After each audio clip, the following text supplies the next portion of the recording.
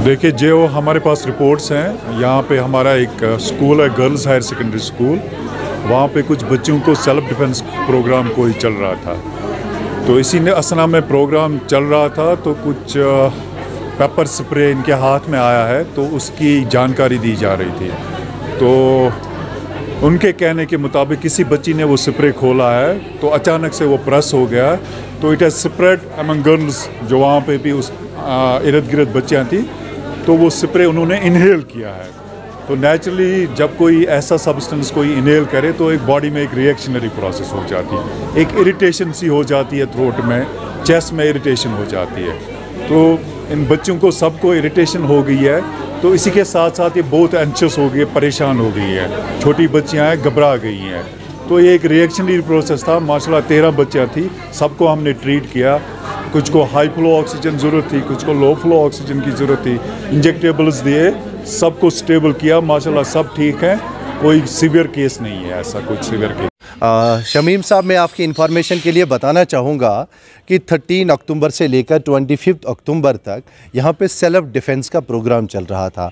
और ये self defence का प्रोग्राम जो है, ये girls higher secondary school Handwara, इसी तरीके से girls higher secondary school Kupwara और बाकी जितने भी गर्ल्स हायर सेकेंडरीज़ हैं, उनमें ये प्रोग्राम चल रहा था। इसके बाज़ाब्ता तौर से आर्डर्स थे, और जो यहाँ पे ट्रेनिंग देते थे बच्चों को, वो भी फीमेल्स थे कि आप टफेस्ट सिचुएशन में, आप ज़िंदगी के जब आपके टफ मोड्स आएंगे तो आप कैसे अपने आप को डिफेंड कर पाएंगे।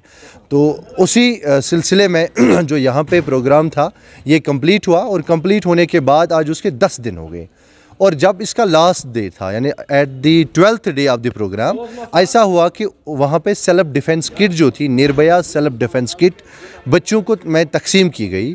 उस वक्त यहाँ पे एडमिनिस्ट्रेशन भी थे, और जब ये बच्चों में तकसीम की गई थी, इस किट में सबसे पहले जो एक वहाँ पे की चेन था, जिसमें एक पिन लगती है, और वो पिन लगने से एक साउंड निकलता है, और उस साउंड से ये पता चलता है कि यहाँ पे कोई ऐसा चीज़ है जिसके बारे में हमने कोई न कोई एक्शन लेने की ज़रूरत है।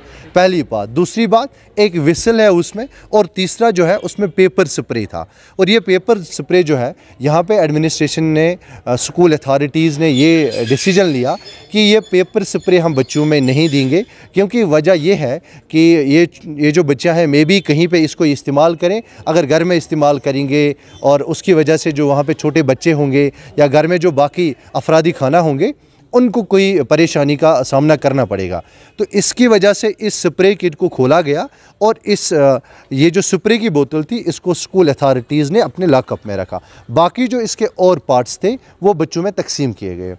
और आज 10 डेज़ कंप्लीट होने के बाद बच्चों में इसकी अच्छी इन्फॉर्मेशन थी, लेकिन आज कोई किसी बच्ची के पास ये एक स्प्रे जो है, ये रह गया था। ये स्प्रे जो बोतल है, ये रह गई थी। ये गैसेस फॉर्म में होती है, और जब पहला ही क्लास था, किसी बच्ची ने इसको यूज़ किया है, उसके बैग में से निकल गया है कहीं से, तो उसने जब उसको क्लास में यूज़ किया है, मगर बाई चांस ही हुआ है, ऐसा नहीं है कि उसके पीछे उसका कोई इंटेंशन था।